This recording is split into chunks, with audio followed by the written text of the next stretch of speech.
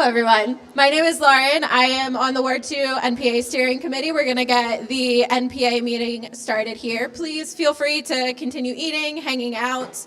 I just ask if you have any big conversations, just take them out in the hallway.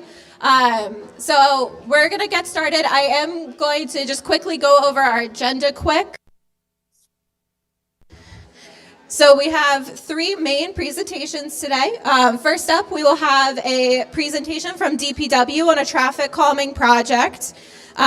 Next up, we will have three of our school commissioners here, including the school board chair, to talk about updates from the Burlington School District.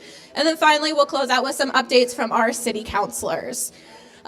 So before we get started, we can do, first I'd like to have a motion to approve the agenda. So Molly, thank you. And now we can move into public forum. Before we get into public forum, I actually have an announcement I want to be sure to share. If you can please stay until the end of the meeting, we actually have to sweep and mop the floors tonight. Normally we just have to put the tables and chairs away, but there is a event here early tomorrow morning, so we've been asked to sweep and mop. So if any way you can make sure you stay till the end and help out with that, the more people, the quicker it'll go. That would be greatly appreciated. And now I'll pass it off. For public forum, just state your name, pronouns, what street or ward you live in, and please limit it to 2 minutes, and just raise your hands. Anyone in public forum?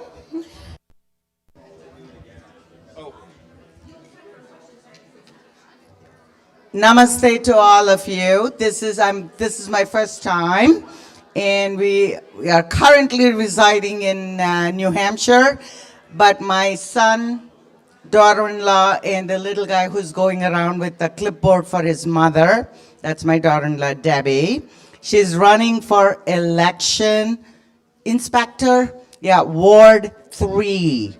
So please sign up and support, and I'm very proud of her for jumping into the public service. And I served as a state legislator in New Hampshire for 12 years, so I know how important public service is, especially in today's world. Thank you. Thank you. Anyone else have an announcement for public forum? I can share one while anyone is thinking. Ward 2 residents, we are changing our polling place for town meeting day. We will be back at the Integrated Arts Academy now that the construction is complete. So please do not come here on town meeting day. You will be redirected and have to go to Integrated Arts Academy.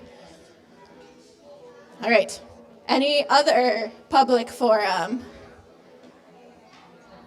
Anyone? Holly? Hi, I just want to introduce myself before the official school board time where we're doing school board business stuff. I'm Polly Vanderputten. I'm currently the Ward 2 school commissioner, and I'm running for my 4th term as school commissioner, so I have my petition here. If you're a registered voter in Ward 2 and you haven't signed it yet, I would appreciate it to get my name on the ballot to run for my 4th term. And you'll have 60 minutes to ask us questions tonight about what that means. So anyway, thank you very much.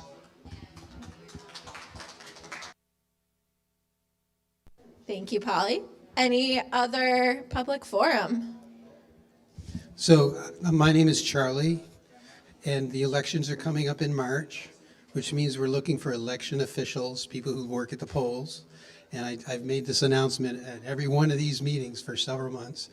And so if you're interested in working at the polls, especially the Ward 2 polls, which is at the Sustainability Academy, the Wheeler School, or at the Sustainability Academy at the Lawrence Barns on North Street. I'm sorry, that's Ward 3. Yeah. So you're welcome to work at the polls. You can pretty much set your own hours. You get paid about $14 an hour, and you get to meet a lot of your neighbors. So if anyone is interested in that, I wish I could say that I had something to give you, but if you contact the city clerk's office, they will direct you very quickly to people like me who will talk to you about being an election worker. Okay, most of us know just how important that is to be an election worker, and so I encourage everybody to do that at least one time in your life to see how that works. I've been doing it for 20 years, and it's a lot of fun, and it's very rewarding. So we're looking for our people to work at the polls, especially in wards 2 and 3, in the coming March town meeting day. So contact your city clerk's office, and they'll send you right to people like me.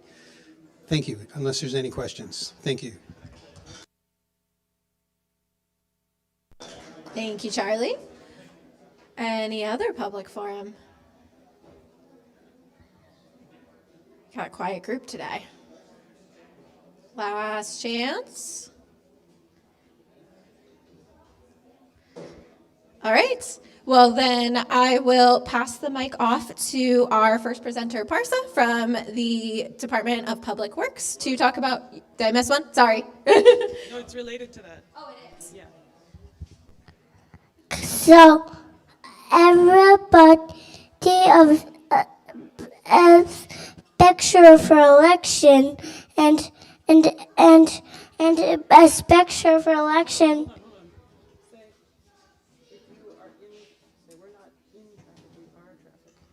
We're not in traffic, we are traffic. That's right.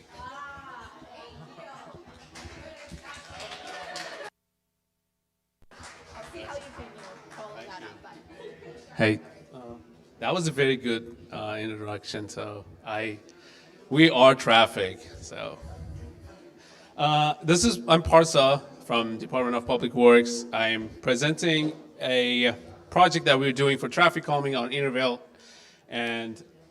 Avenue and Elmwood Avenue. I'm here with Philip Peterson, who's online. He's a senior public transportation engineer. I don't know if he can hear me and Julia. I can hear Saki. you totally, man. Oh, Philip's there.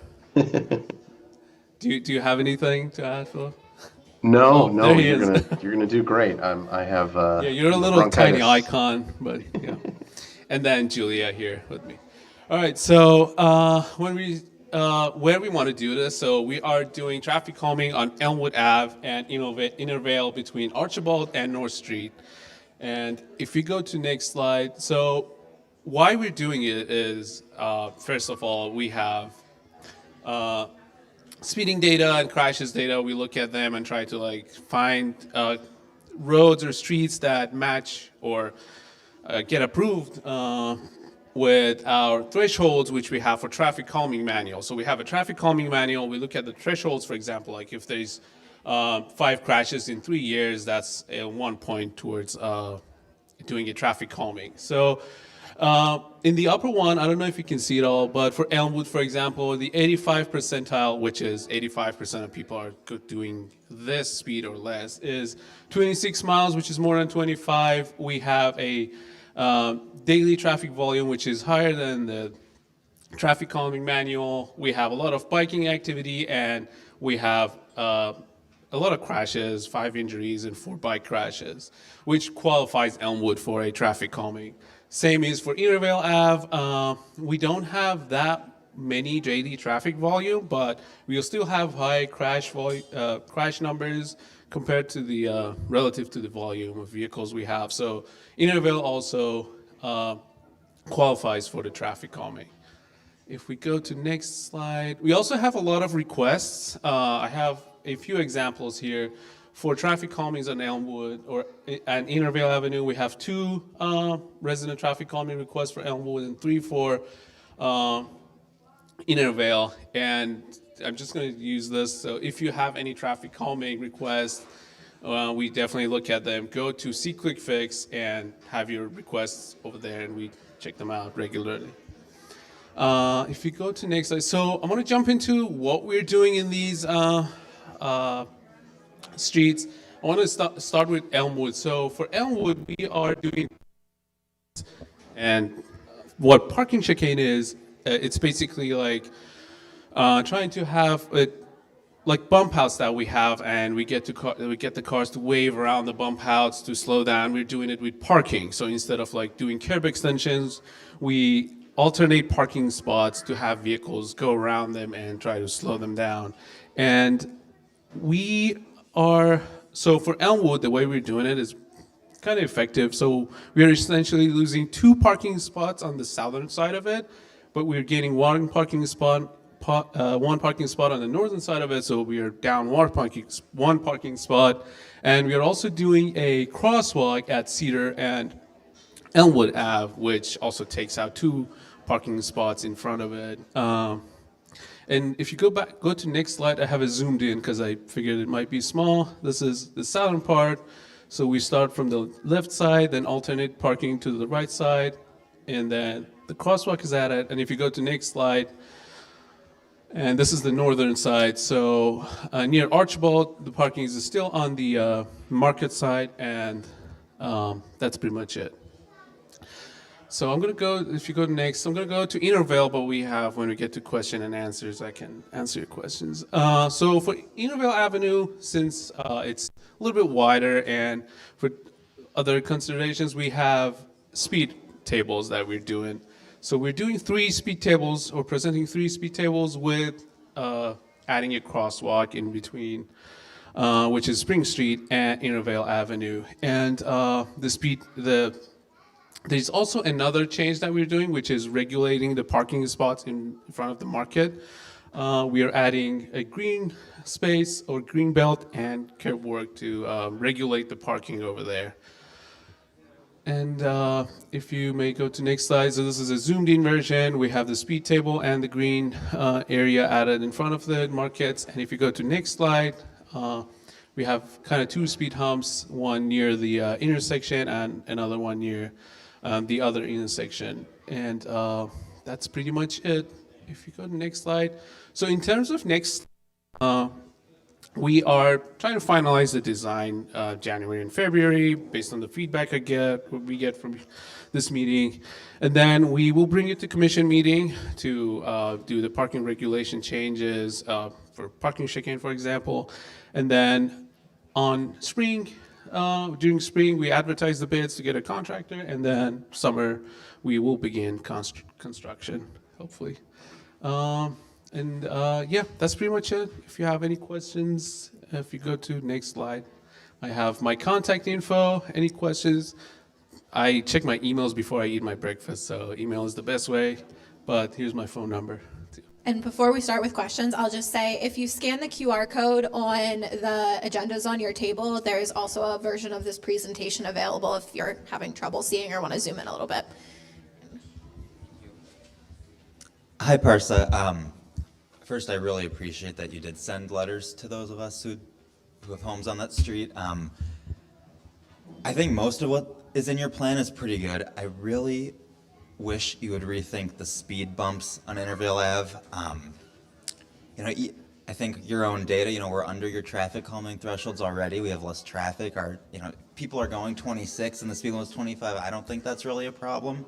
I have a pretty good front row view of that street from my house, and I haven't seen a lot of the drag racing comment. I've never seen that. They're really, even going slow, I feel like they're really unpleasant to drive over, and I really don't want to have that right in front of my house. The other stuff, the chicanes, that stuff is great, and I'm on the corner, so I've got Archibald on the other side of me, and with that same project last year, we were supposed to get street trees, and we didn't get street trees with that. I really hope we'll still get those. But on this, really, the only feedback that's negative is I'd really like to not see those speed bumps on Intervale.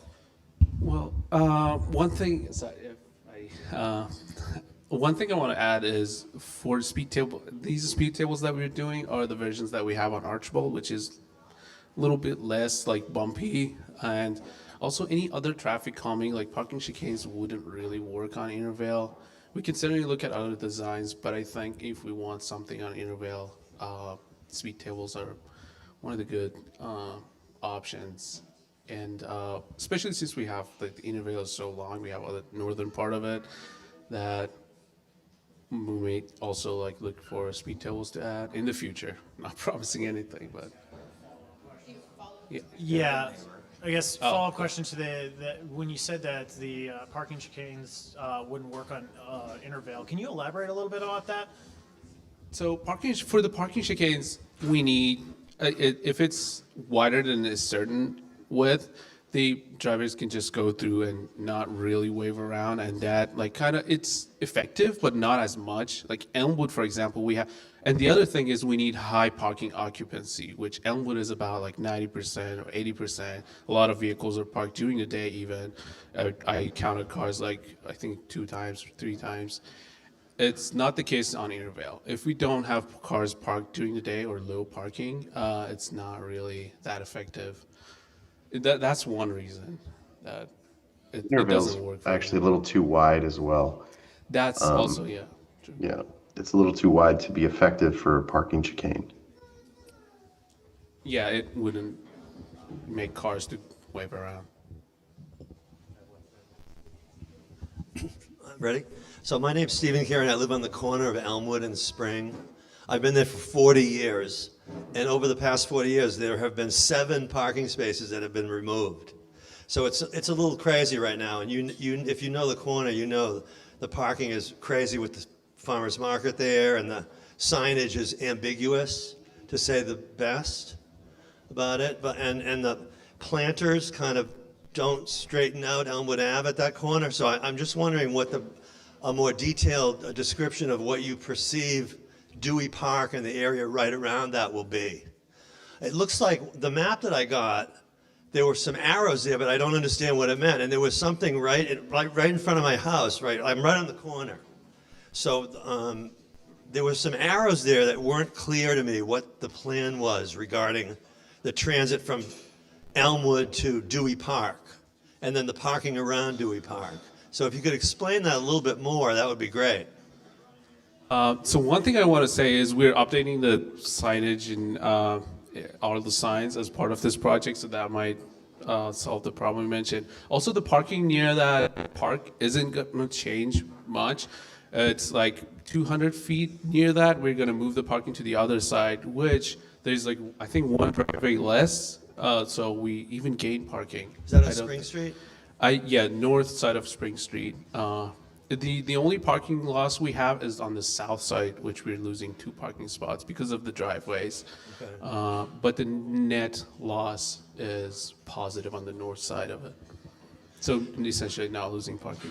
Just on another note, it's always been a puzzle to me why areas of the city have signage that says residents only.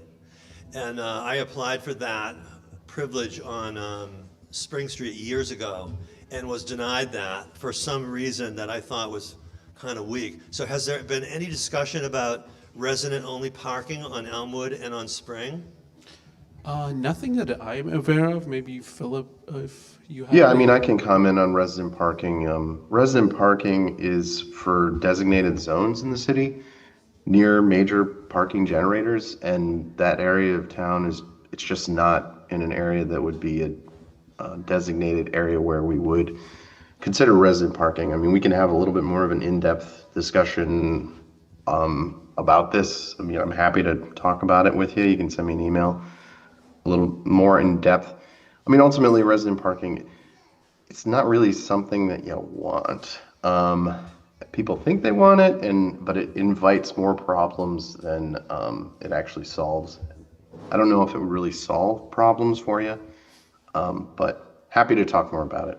Okay, it just seems that it's so inequitable in terms of when you look around the city and see where the resident parking is and the houses and the availability for parking around the city.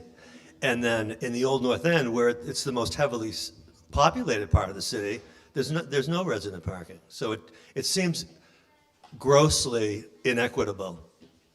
Right, but I think you'd be trying to solve a problem that doesn't exist because the people that are parking on your street are the people that already live there. The reason that we have resident parking in areas near the hospital, UVM, Champlain College, is because of those major parking generators. So the purpose of resident parking is to balance the needs of the public with granting residents reasonable access to their homes. Now, granted, I'll be completely transparent here. There's some streets where it's not really in balance, and those are streets that are older streets that have resident parking on them, and that it's a little bit out of balance. But that's like 1 or 2 streets.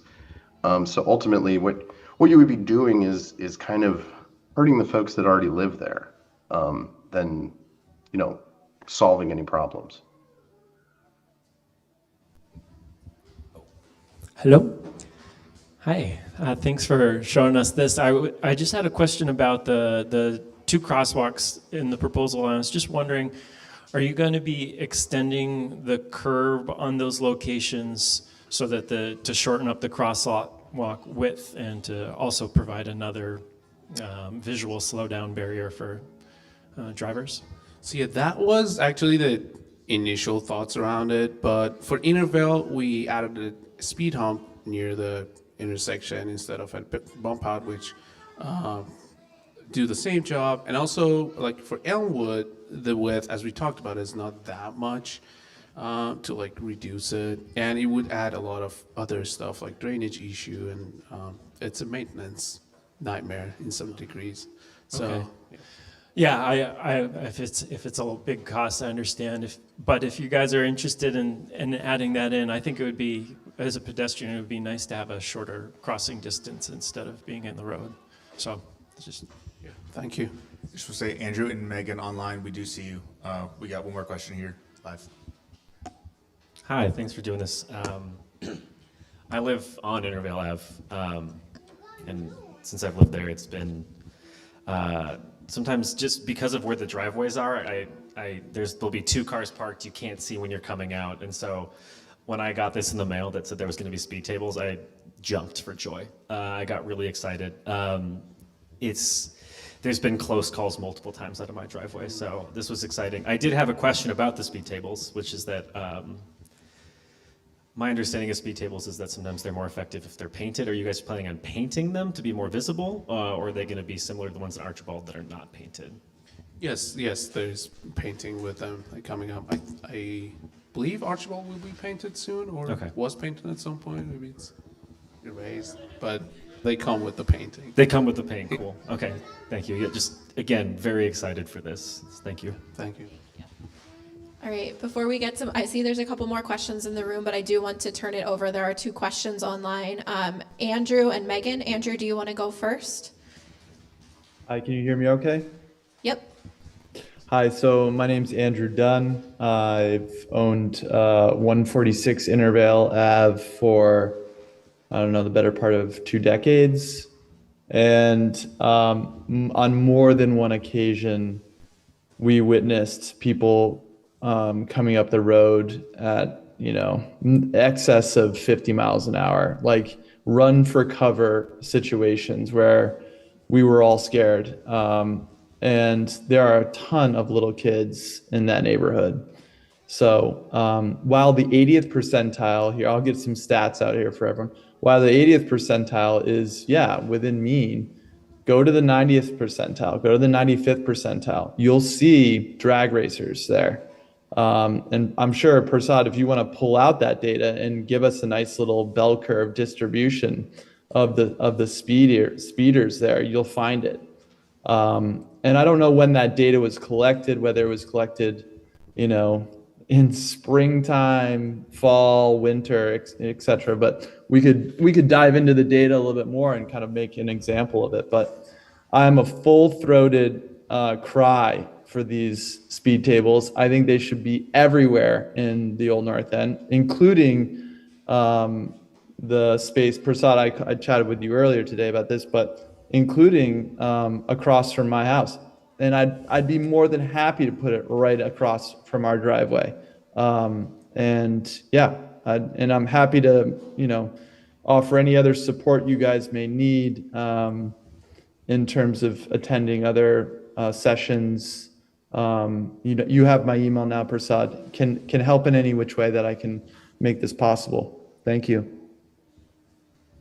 Thank you very much. Yeah, you made a point. So we use 85 percentile just because the regular procedure is that, but you have a point. Yes, if we look at 90% or 95%, extreme speeds show up. All right, thank you. Megan, do you want to ask your question? Yes, thank you. Hi, everybody, and Happy New Year. Thank you, Parsa, for all this. All of my comments are actually piggybacked on the last 3 folks who spoke. And And when Stephen's talking about the corner of Spring and Elmwood, because IAA is there and the park is right nearby, we, on top of being, you know, all the residential parking and everything, it is tremendously busy and very difficult to find parking at many times of the day. So I just wanted to, I'm not sure about the residential parking only, but certainly there are teachers driving around in the morning looking for spaces. And then if there are any games or anything like that happening at the park, it can get very busy and a lot of traffic there. And then in terms of painting the speed tables, I think the Archibald ones were painted, but that's worn off. And I certainly think that that would be a helpful warning. People aren't necessarily seeing this sign, so they're hitting them at pretty high speeds, and having all of the speed tables more obvious, I think, would be helpful. And then I forget what the other one was. It was something about what Andrew said. Oh, I know. There are, he's right about people speeding around the neighborhood. And every night for most of the year, there are a couple of cars that are just screaming around the neighborhood, and then they hit the belt line. So I'm on St. Louis Street, so just a block, half a block from IAA, but I hear them every night. And so I, you know, hopefully some of these calming, the traffic calming will help all of that too. So thank you very much. Thank you. Yeah, for the parking comment you had, this is the same thing I mentioned. We were doing. I think there's no changes. We are gaining one, and I do my best to not lose anything. And residential parking comes with trade-offs, and there's all sort of trade-offs. So, and yeah, that's. Yeah, and I would say if anybody like has more in-depth questions and wants to have a more in-depth parking conversation, feel free to send me an email, and I'm happy to have those conversations. All right, we have about 5 minutes left. I know we have 2 more questions in the room, so I think we have plenty of time for both of them. 3 more questions in the room, so I'm just calling the time check. Go ahead. I'll be quick. Just also saying thank you so much for the speed tables. I live on Spring Street right near that intersection with Intervale, and I see and hear people drag racing all the time, and I'm crossing that street with my kids. So, and I think they're a lot less disruptive than the speed bumps that they accidentally put in on Archibald and then had to take them out and put in the speed table. So starting with the speed tables is good. And thank you so much for the crosswalk too. We were thinking, I second the idea of the bump out, if possible. Also partly if there were a bump out on that northwest corner of Spring and Intervale, the mail truck often parks beyond the no parking here to corner, and it makes pulling out of Spring, which I do every day, really scary. Or we were thinking, I don't know if this is too much to ask, but one of the like flashing pedestrian crossing, especially because that's the school street and a lot of kids are coming up Spring to go to IAA.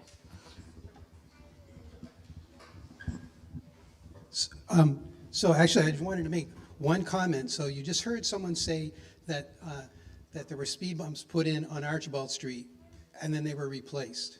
Do you know why they got replaced? Because someone came to an NPA meeting and said to Chapin Spencer, those speed bumps are not appropriate, and so he took care of it.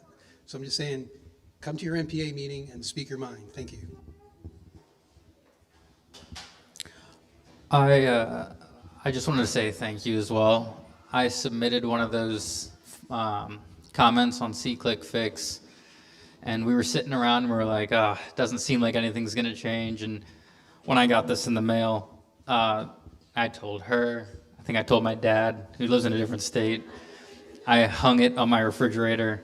The response has been like, I'm very, very excited. Looking at it, I was even thinking that there could be one more speed table. I've got a tenant. I live on the south side of Intervale, and I have tenants that live above and below me, and the one below me has 2 kids, and they've got friends across the street. The one above me has a small child as well, and they cross the street, and every time they cross, I'm like, clutching my pearls. I work on my car on the street because it's parked in front of my house, and I'm genuinely scared laying under my car that I'm going to lose a limb.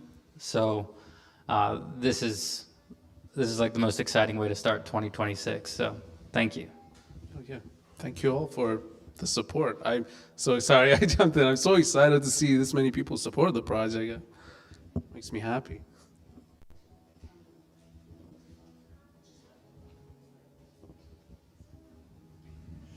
Sorry about that. So I do recognize that I was a little bit late, so apologize if this was asked. I did try to clarify about the parking, but I'm just curious why they're of the chicanes on Elmwood as opposed to the speed bumps. You know, because I know last summer you guys had those ones that everyone complained about, and I was like, listen, my house literally, it's on either side, no matter which way I pull out my driveway, and they sucked going over them, and I loved them because everything was slower. And I'm just seeing like the chicanes is really gonna like make parking that's already really, really hard on that street. I have a luxury of having a pretty big driveway, and I have to tell you that every time there's a parking ban, the entire neighborhood parks in my driveway. And I can't be the sole person that's responsible for getting people to find parking on that street. And if parking is gonna be eliminated, like what is the difference between the chicanes versus the speed bumps that are gonna be on Intervale? Well, those chicanes, I explained a little bit that we're not removing parking. It's the same amount of parking. We're just alternating it.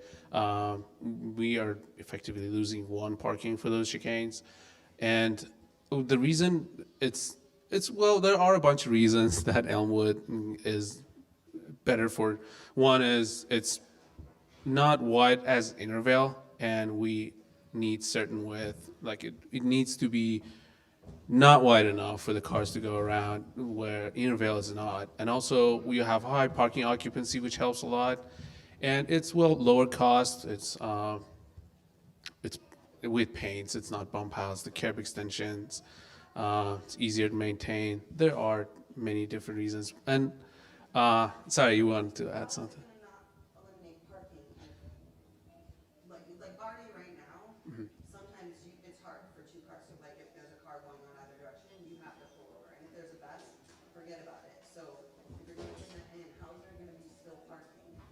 So if we move one parking to the other side, there's no parking in where it was before, yeah. Yes, so we remove, like, let's say there's parking on this side, we remove these parkings and move it to the other side. And I kind of counted the parking. That's why when I'm saying like we lose one parking is because I kind of counted all of them. So there's no difference in number of parkings, but. Bright Street is also another street that we did this, so you can check it out.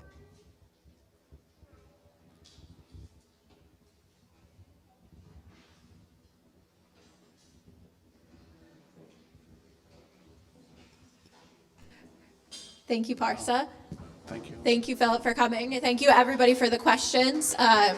The contact information, like I said, it was displayed up here. We have it in our minutes. We also have it on our website. So if you have any questions or think of something later, I'm sure Parsa and Philip will be happy to answer your questions.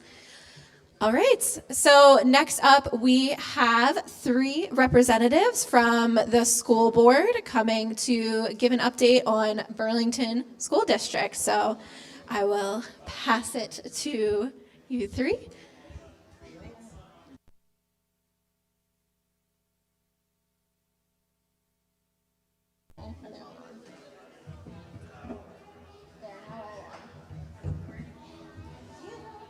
Hi, everyone.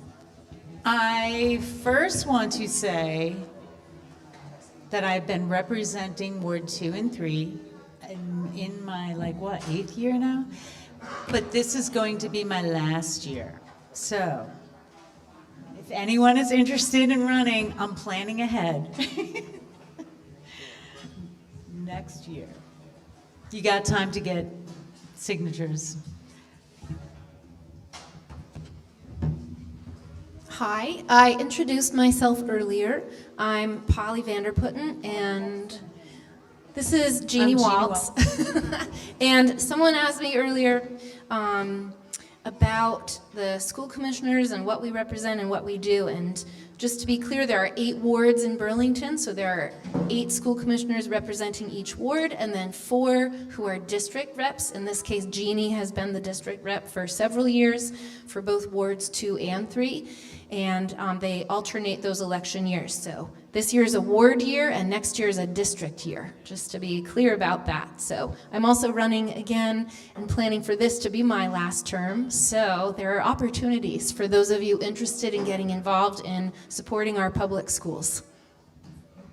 If it wasn't clear, those are 2-year terms.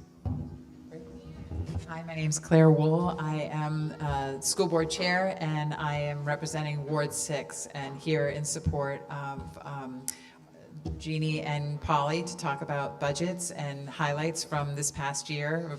I've been on the school board for 8 years as well, and we'll be running again this year. So we'll get started with the NPA. We've created a budget update slide deck for you to go with or ask questions once we walk you through it. So do you want to walk through it, or do you tell me?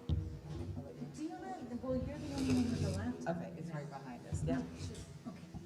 So, truth be told, this slideshow came in well after I was checking my school district email. So, as we go through this, I'm happy to answer questions or try to talk through the slides, but I have not previously reviewed it. Right. So, I have, so I'm happy to talk. So we can kick it off with this year's budget. Obviously, the governor spoke yesterday. It has been on our state representatives' agenda for the last many years, but specifically last year with Act 73. I want to share with everyone, and I know City Council has been partners in this. We have worked tirelessly over the last 8 years, and specifically 5 years, to improve the funding mechanisms of the state, because there was really no empirical data how we were funding our public schools and our weighted pupil. And so your Burlington School Board, along with other school boards from across the state, developed a task force. And for 5 years, we worked very hard, which resulted in 2 years ago, Act 127, that basically acknowledged rural and high needs district, such as Burlington and Winooski, and rural districts, that it costs more to educate public school students in those locations. And it was only in its 2-year infancy that the governor decided to scrap it because of pressure from wealthier districts, in all honesty, and therefore that reform kicked off about 1.5 years ago because of those districts that lost federal funding due to COVID, but also were going to be more equitably represented in their cost per pupil. So it's more information than you need to know, but it is really important information that we have been doing the long and hard work over the last 8 years in my tenure with those sitting here as well. And Act 127 was really not given its fair shake, and they moved directly to Act 73, which we felt as a board had a lot of interest of the independent private school representation at the state level, and those needs for school choice and those independent schools somewhat were greatly imbalanced for the 3,500 students that are private school, independent school choice in the state of Vermont, versus the 70,000 students in Vermont. So the picture is grim because the governor wants change and reform, and we too want change and reform and better opportunities for students and cost-saving measures. But we also understand, or we want you to understand, that 80% of our budget is made up of wages and benefits.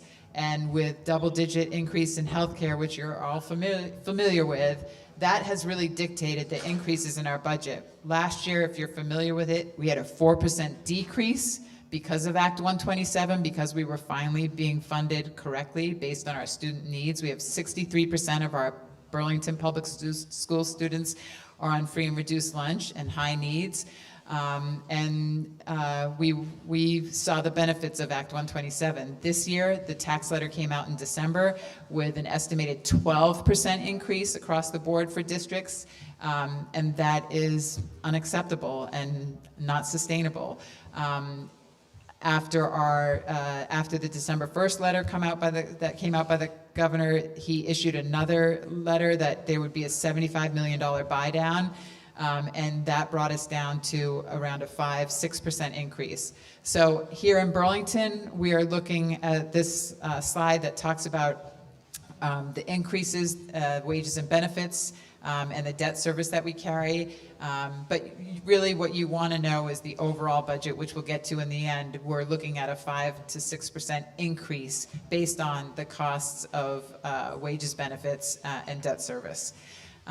So you see what it says on the slide. Our enrollment, we have been budgeting fiscally responsibly for the last 8 years.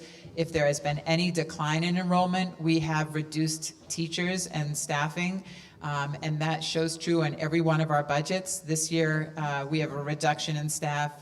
They're called FTE, full-time employees, that basically shows our fiscal responsibility. So if student enrollment declines, our staffing declines.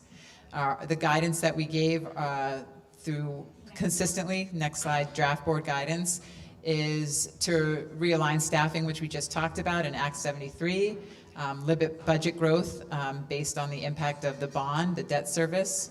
You can read the slide. I just wanted to, and then to present to the school board, which we'll discuss next week and vote on 3 budget scenarios that we would vote on.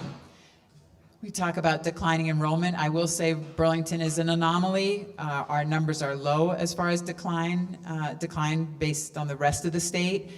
We constantly have students coming and going because of the metropolitan area, and also we're looking forward to all the housing that's coming online, and we look towards that enrollment increasing based on that housing that exists. We have lost many families to Market Street in South Burlington, and we hope to get some of those families back who want to come back to Burlington. But that's our decline in enrollment. Go ahead. I'm so sorry to interrupt, because our chair has worked tirelessly and knows so much of this information. There were just a couple of things I wanted to say. One was what you were just talking about, which is we talk a lot about housing and housing availability, and there is now substantial housing availability growing in Burlington, I'd say especially the Cambrian Rise development off of North Avenue. But my understanding also is that those are comparable apartments in terms of space, but not affordable. So we have a crisis of affordability, and that's one of the reasons people are moving to the Market Street development in South Burlington. Similar size apartment, but much more affordable. The other thing I want to say, kind of going back in time a little bit, that occurred to me to clarify, is that there are things that we really can't control on a year-to-year basis. One is healthcare costs, and the healthcare packages are negotiated at a state level by the Vermont NEA on behalf of all the teachers in the state and the state. And that was a change that was made several years ago to try to save money, to take it away from districts who were negotiating both teacher salaries and healthcare benefit packages. Unfortunately, because we are the industrialized nation with the highest healthcare costs of any industrialized nation in the world, that has not proven true. So that's something, as in terms of debt that we're carrying, that we don't have any control over as a district. Another thing is that we just successfully negotiated our teacher salaries for a 3-year contract, which is enormously important in terms of continuing to keep really good staff and keep morale high and also keep consistency and stability. The negotiation cycle is exhausting and challenging, so that's definitely a win, but that means that we are now dictating, we are on the line legally for those salaries. So the final piece of all of this is the education funding and education spending. And we are currently still in a place of discussing what that's going to look like. We have yet to set a number. So when we're talking tonight about our budget assumptions, these are discussions that we are very much in the thick of having as a school board with the superintendent. And I'm going to give this back to Chair Wool to explain some of these things, but we're not yet at a place of deciding that, and we're still kind of trying to figure out how to be fiscally responsible and meet the needs of our students. Well said. Thank you. So here we are, potential reductions that we've been discussing over the last 3 months as a board. Enrollment-driven adjustments, 4 to 5 full-time teachers. Superintendent is recommending reductions from central office, and then again, establishing a work group to brainstorm additional reductions, which we've been doing over the last 3.5. We actually start this in September, so over the course of the time that we've been discussing this. The RISE allocation, we have decreased that. Again, that is at each school level, letting our schools know that we are in challenging times at the state level as well, based on these percentage increases. And so everyone is understanding of these potential decreases. Our FY audit and fund balance, again, we typically, over the last 8 years, our audits have been clean. We have some savings for a budget our size of $134 million. Typically, we have a savings that is on par, that is healthy. It's not showing that we budgeted erroneously, but we typically have a savings of roughly $1 million or $2 million. This surplus goes into from prior years, goes ideally into our future budget as needed, and helps us when there are some shortfalls. Next is our level service budget summary. Again, what we're looking at, roughly what we've been discussing over the last couple of weeks, specifically is a 5% tax increase. Again, 5% of that is the state buy down. They originally estimated that to be double digits in December 1st tax letter, which is really our barometer. And the savings that we talked about is listed as well. We will take all of those rental properties. I'm not bitter, but I am bitter that we are the only school district in the state of Vermont that has had to use academic dollars for rent because of our situation with PCBs and not having Burlington High School and having to rent Macy's for $1.5 million a year, along with other locations for our Burlington Technical Center. Again, that is a good relief to have that rental line item gone off the budget, but we will then now have the investment of our new campus and the costs of operating that, but it will not exceed the amount of rent that we have had to pay over the last 5 years. 450 savings from reducing borrowing. That is great news. We put out a community letter that we had secured, thanks to all the citizens of Burlington, a healthy bond of $165 million for our high school and tech center campus. We let the community know a month ago that we will not need to borrow the total $165, that we are able to reduce the cost to $6 million less. That is a savings of about $475,000, but over long term, about $2.3 million savings. And again, don't want to sound disingenuous that it's savings because we didn't have to borrow it, but it is good management that we have done, and we've made money based on once we secure that bonding and we have to invest it, it goes into savings while we pay for those portions of the project, so it made some money. So again, just big shout out to our financial director, Nathan Lavery, who is a Ward 2 resident as well with his family, and the fiscal responsibility that we've had under this leadership of Superintendent Flanagan. So that's healthy news. May I add something? Yes. I want to emphasize also the shout out to our Executive Director of Finance, Nathan Lavery, who's been managing our school budget year to year and also managing a massive, gigantic construction project. One of the smartest suggestions I think we had was to secure the pricing of our materials in particular. And so a couple years ago, we approved using one fell swoop $130 million of the bond in order to lock in the rates and the prices with the construction company. And I think that was a really wise move, and I'm grateful to the team working on it that they suggested that, because it helped to keep us within budget on an enormous construction project, which I think is almost unheard of. Anyone who's ever done like a home renovation or built something knows that the first thing that happens is you go over budget. So I think it was really, really responsible management of our taxpayer funds, and I'm grateful to those who are running it. Absolutely. Thank you for that. So here are our tax scenarios. Next slide, please. Scenario 1, a 5.6 tax increase. Scenario 2, a 4.6 increase. And scenario 3, 0% tax increase with buy down.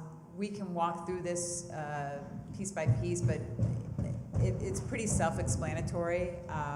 And we are at the point where we do feel confident with the feedback that we've received as a board and Superintendent Flanagan that we hope to be within that 5%. Again, as Commissioner Vanderputten spoke, we will be deciding this at our meeting this coming Wednesday. Then we will present that to the City Council, and it would be on the ballot for the March town meeting day. Again, it is incredibly troubling for us that we are managing right now at the state level the increases that we see because we are not making any new investments in the school year. Because of the costs that we see here and the fact that Act 127 has gone away because Act 73 has replaced it. Act 73 still is in flux. The state, if you haven't heard, will be working diligently, they say, over the next 4 or 5 months because they are going to come up with a new funding formula that now replaces Act 127.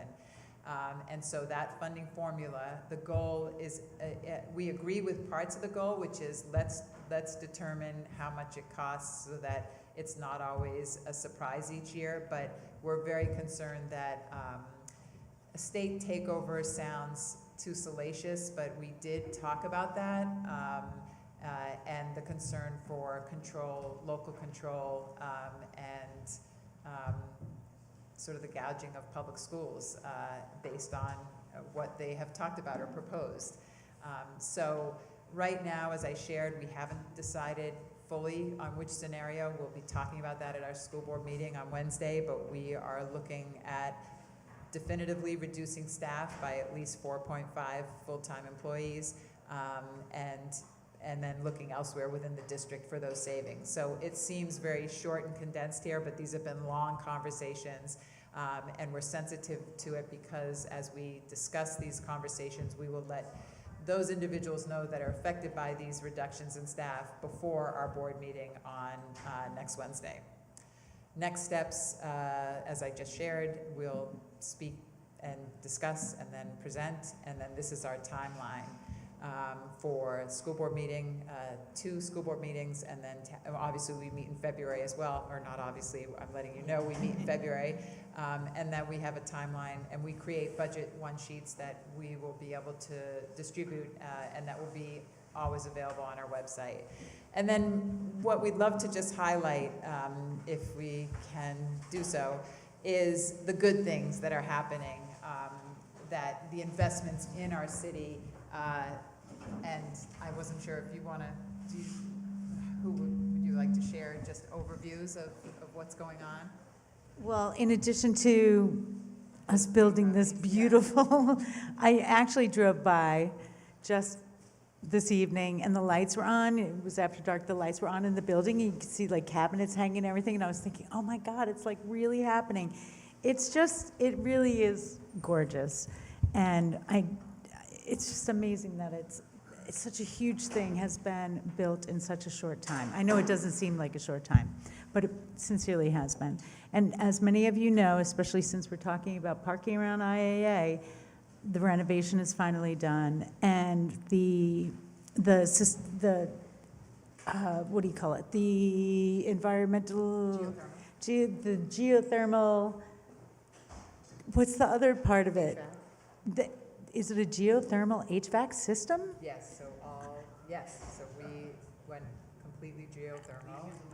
Oh, sorry. Yes, so we were fortunate, because we had a capital campaign for all of our school buildings and an inventory of what was needed. The IAA campus is our most historical high school in your neighborhood, school in your neighborhood, that we put a $10 million investment based on ESSER funds. Those are elementary and secondary school emergency relief funds from the federal government during COVID.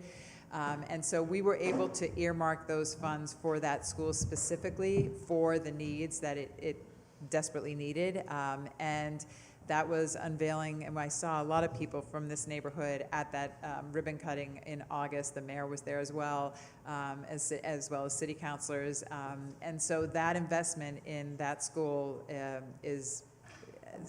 was long overdue and so welcomed by that school community. That is a robust school that serves this neighborhood and others because it's a magnet school and school choice. And just very happy with that highlight.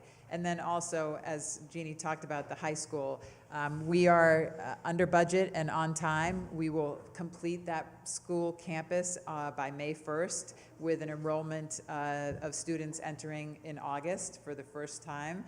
And we, as we shared, all the individuals, Freeman French Freeman, a Burlington-based and BHS alumni and family firm, has been the architects and design there. Whiting Turner, again, did the Miller Center, have been phenomenal, and all those responsible and the amount of work, Vermont workers that have been on site have been amazing. With IAA. Yes, The person behind the geothermal was graduated From 2007. BHS.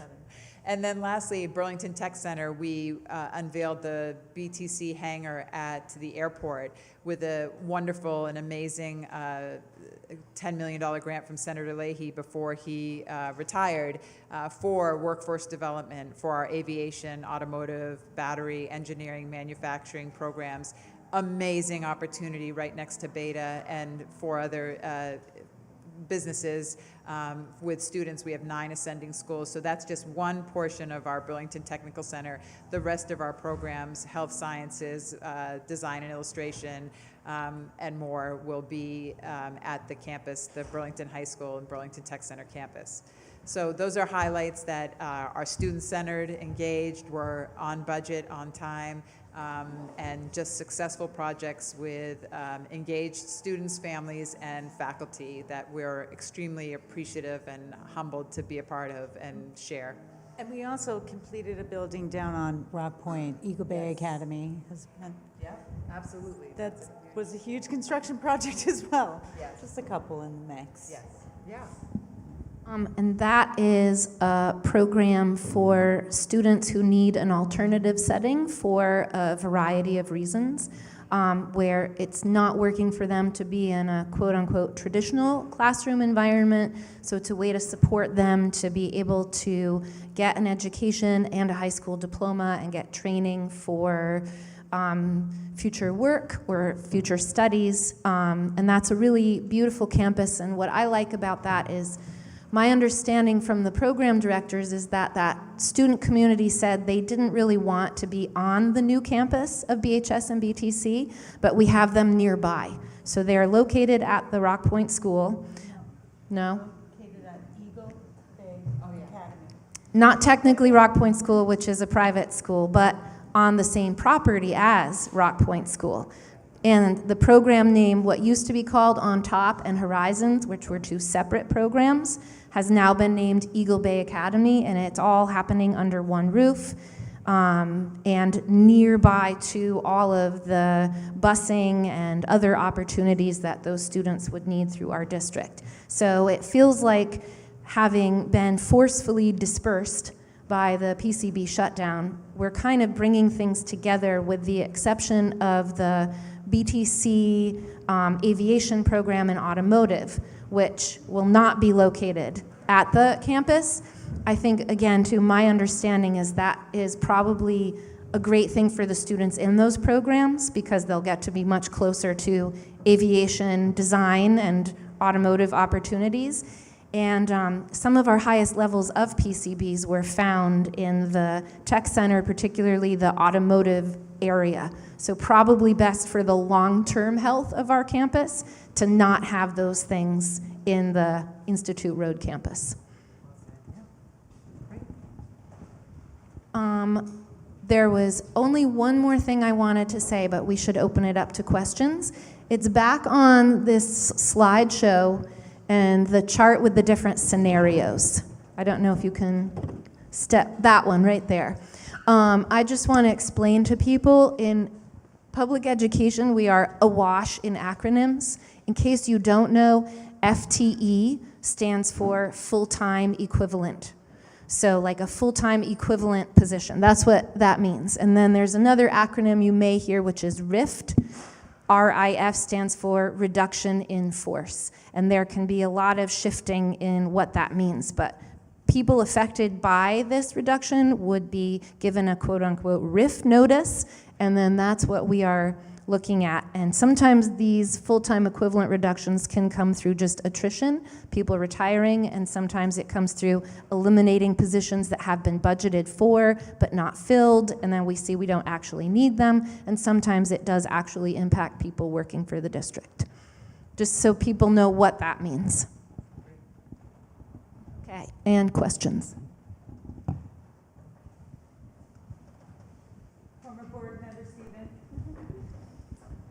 Hi. I just have a comment. You know, I'm very proud of the fact that Burlington voters have approved budgets, every single one, since I've been here, almost 50 years. Except maybe one, and I forget why, just one. And you left out the spectacular renovation of Edmonds.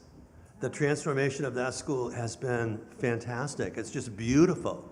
And I live right across the street from IA, and that's spectacular. You know, when I first moved here, the roof was tiles.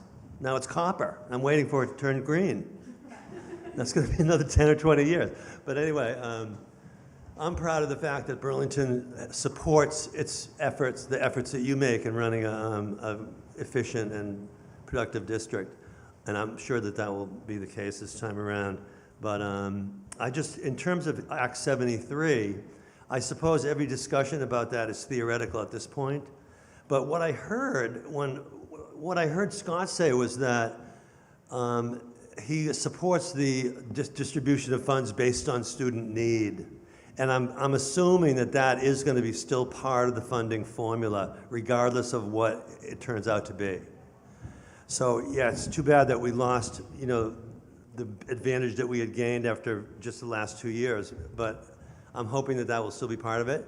And if it isn't, there needs to be some alarm bells going off. And the other thing is Burlington, do you think, big enough to be its own system? Or are we going to be forced into some kind of consolidation, I wonder? Especially with the new school, we have a tech center now, we have all these fabulous feeder schools. So I don't know if there's been any discussion, or even if it is a point of discussion now, but what do you think about that? Are we big enough to be individual in terms of the numbers they've been throwing around the state, I wonder? Well, we wrote a letter saying we would like that, and it does seem like we would be big enough. But with that said, I don't want us to come off as like we would not join with somebody else if it came down to that. I think we're very much team players. But I want to go back to 127 and Act 73. I believe that knowing how hard it was to establish, based on data and a lot of data, an equitable funding formula. And just for folks that don't understand what I'm talking about, is there are different percentages that equal money amounts that get allocated to students, or like what you would consider the per pupil, and it is, so in other words, it is weighted based on their need. So actually doing all of the math and proving why it should be the way that it is was so incredibly hard. It is so upsetting that all of that work is now just being left behind, and we're going to do something new. after it only being in effect for less than, I think it's less than 18 months, it's like, that is just crazy pants, right? And part of it is because there were affluent towns that were not accustomed to paying their fair share. So they, oh, sorry, no, you can't fund 2 librarians and like your 4 assistants. Shucks, right? And we're struggling just to have 1 librarian. So you know, when you go into these other districts and you just see how cushy things have been, and I'm not saying that, oh, there's like, you know, the grass is super green or it's a walk in the park everywhere, but there really were haves and have-nots. It was incredibly apparent, and Burlington was a have-not for over 2 decades. So for us to finally get something that we fought so hard for, and for us to be nothing about it was salacious. It was just time for us to be able to educate our students without having to cut something somewhere that really was necessary. We went without.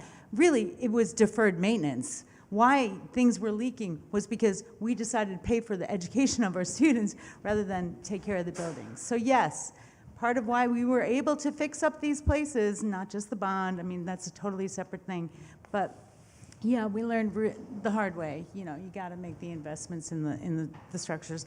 But like for these towns, for Governor Scott to do such a drastic move so shortly after Act 27, I don't think it's a coincidence. Sorry. I'm friggin' upset about it. Yeah, we don't know that that is a guaranteed thing. We are crossing our fingers that they are going to follow suit and say, hey, you've got all this homework already done, please apply it. But I'm sorry, I'm definitely on high alert. I do not think it's a shoo-in. I do not think anybody should put down their guard and assume that they are going to do that. Do not assume that. Yeah, I agree. Yep. Political pressure.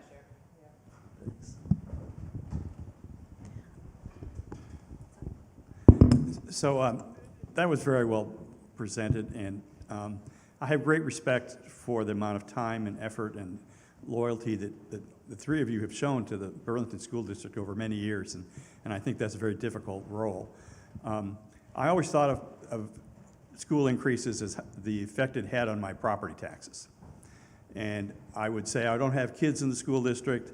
You know, I'm going to be retired. I'm going to be on a fixed income. How do I keep up with the taxes? You guys address that somehow at the city council. And I was surprised to learn that the school budget is actually bigger than the city council budget. And yesterday, given some national events which we all know about, and the fact that the stated point of the government is to dissolve the Department of Education, and we are uncertain of what impact that's going to have on Burlington School Board funding, made me think that meeting the needs of students and teachers is important up till this point, but are you not, in fact, having to meet the needs of a community that we need to strengthen and save our schools in order to save our democracy? I think it really brings home to me tangible things that can be done as a way to resist. I can't think of anything else. Do you want to, I'd like to have you comment on that, because I know that some of you have thought about that. And would you, the importance of having a strong school system is our way to fight back. I guess I can start. So thank you very much. Can I out you as our fellow school commissioner, Bill Church? So thank you, who's been serving his first term, and I really appreciate, first and last, don't say that, Bill, all the questions that you bring. So I wholeheartedly agree with you that when we talk about funding public schools. We are not, it's really important not to be laser focused on like my children or my property taxes, but actually the big picture of how high quality public education benefits us as a society and ultimately creates a better world if we do a really good job of educating, especially our students who rely on the public schools to get out of poverty. Then there are fewer problems down the road for them because they are able to access what they need with their skills. So I think you're right, and that is one of the craziest things about what we have to do.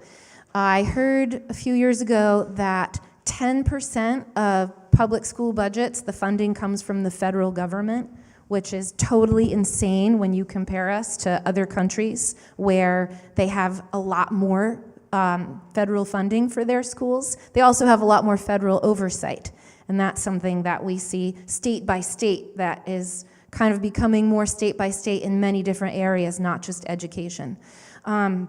But that means that it puts this burden on local taxpayers and causes school boards to have to sell. And that's literally what commissioners say to each other at this time of year. How are we going to sell this budget so that people believe in this budget and vote for it so we can continue to educate our students? It's like we really are a capitalist model in this country, that we are selling our greatest public good, which is educating our students. So I totally agree with you. My frustration sometimes is seeing these budgets and trying to figure them out and trying to figure out how really to lift up those who are, we call them qualified for free and reduced lunch, FRL students, but those who live in poverty. And that is the fight that I want to keep fighting, that whatever we're doing is always focused on students and our student-facing positions, our teachers and paraeducators who work directly with them. That's a huge priority for me in terms of looking at how we're doing it.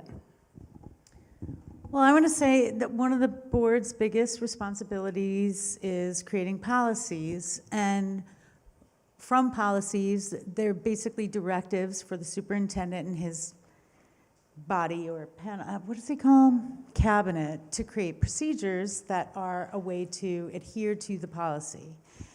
So thinking about the equity policy, thinking about a procedure about how law enforcement is not necessarily allowed on school grounds, protections.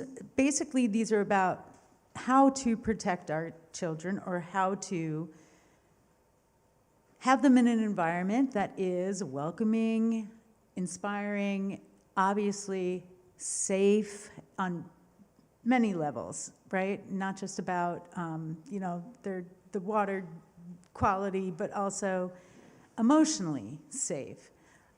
So just that is the kind of creating, I also think about stuff about restorative practices. Like if you go through 12 years in the Burlington School District and experience a way to process things restoratively, I can only imagine that you are equipped with some pretty stellar skills to be civically engaged, just an all-around kind, empathetic, hopefully forward-thinking person, or young adult, or somebody who grows up to have a really awesome impact, positive, paying it forward. So I'm just, it's more than about, it's small, like a localized, creating a culture of kindness, but then further, civically engaged, healthy contributors in the future, which hopefully means which includes a democratic mindset. Agreed. Yep. Any other questions? Yes. Great. And I really appreciate that these are all hard choices behind you, and I'm glad you came and you spoke to them in such detail. just want to say my one piece of input, I feel like it's an especially sensitive year for some people for property taxes. You know, in my own home, I've got a group home, and I've got both Section 8 this year and the Department of Aging and Disabilities doing 0% increases for 2026. And that, I think, actually describes a lot of properties in Burlington. I think a lot of people are, with their property, at least, are in a little more jeopardy under that. And it's, I mean, I've been talking about, like, we need to ration laundry. Like, what are we going to do to get some of these operating costs down? Because it's such a challenge. And my taxes already are $1,200 a month on my house. And I don't want to say which of these three. I mean, yeah, the schools are just as important as everything else. But I'd say even the 5-6% bites when it's 5-6% of such a high number. Yeah, agreed. Thank you.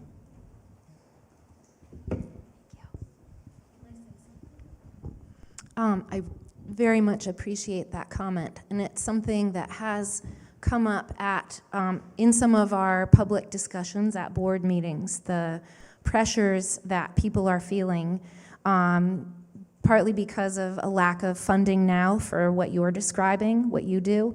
I'm also thinking about a lot of people who are dependent on Medicaid and how that funding has dropped out, and that's been a terrible scramble, especially for some of our vulnerable older people in our community who are also property taxpayers. And I personally know some who have had to come out of retirement and find work and pick up work in order to meet the costs they're going to have to start paying for that.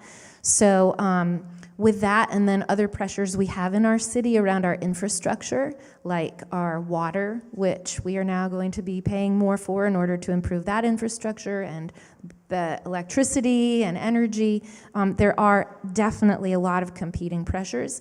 And it's one of the most difficult things for us in our discussions and looking at the scenarios to say, we have to come up with a responsible budget, and what does that mean to have the least amount of impact on programming for students, but also not be, what's the word I'm looking for? Not be just blind to the needs in our community and the reality, which is that there has been a drop in a lot of the funding that people have relied on for very important services.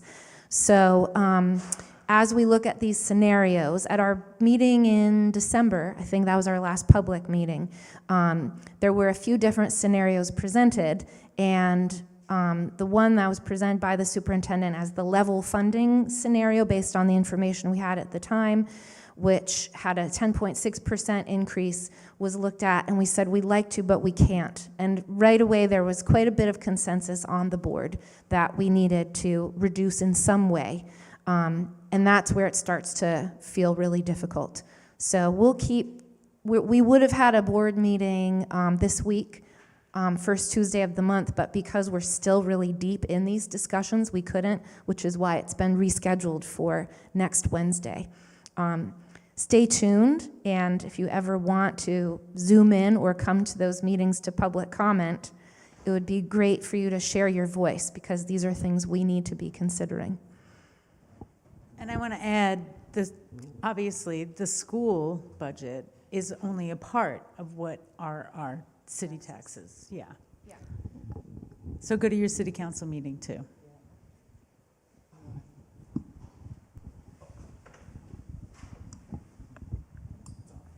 Thank you. I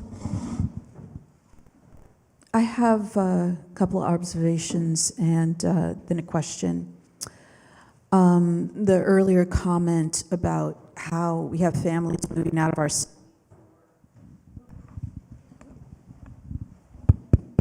there we go, we're back. In order to get similar size living spaces, but for more affordable rates. We're not building for families anywhere near enough in Burlington. We do have the project that's going on right now, the old Y building will have mixed units in terms of the number of bedrooms, but most of the units that we see coming online are studios and 1-bedrooms, maybe 2 bedrooms, but we're not seeing 3 or 4 bedrooms. And we are seeing this idea from some of our local landlords. I was just reading a post today where someone was talking about the quote-unquote communal living option. Like you have an option to live in an apartment where the minimum rate's going to be at least $1,000 per bedroom. This particular person was saying that they would be charged $1,250 for the bedroom. So we have landlords doing that. And it's only getting worse. It's a way to price gouge renters, and families that are renters are having really difficult times, and families that would be looking to buy, there aren't the units. So I'm not sure how we encourage that type of development, right? When developers are looking at their bottom line, it's hotels and this mix of 1 studio, 1, maybe some 2s. And that's something we're going to have to dig ourselves out of, because we're losing our young people and we're definitely losing families. I wanted to... Can I ask a quick question about sure. that? You know, back in the day, there was this whole thing like you couldn't have a certain amount of people that weren't related living in the same... Sorry? 6 unrelated.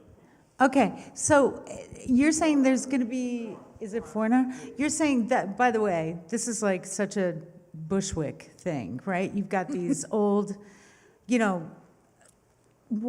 lofts that are turned into a bunch of different bedrooms, and then the landlord it's really gross. Like you rent a room and literally it has a padlock on it, and you share a bathroom with people you hardly know, and there's a kitchenette, right? Is that what you're talking about? Yeah, that is Where what is that happening in our city. So how is- Well, here in the Old North End and the Central District overall, the price gouging is literally out of Okay. control. So that's how can a landlord get away with that if you're not allowed to rent to that many people that aren't related? there was nothing in this post that said it was more than 4 Okay. unrelated people. So I can't attest to that. They didn't say anything about that. You They know were one of just- those bedrooms is going to a couple.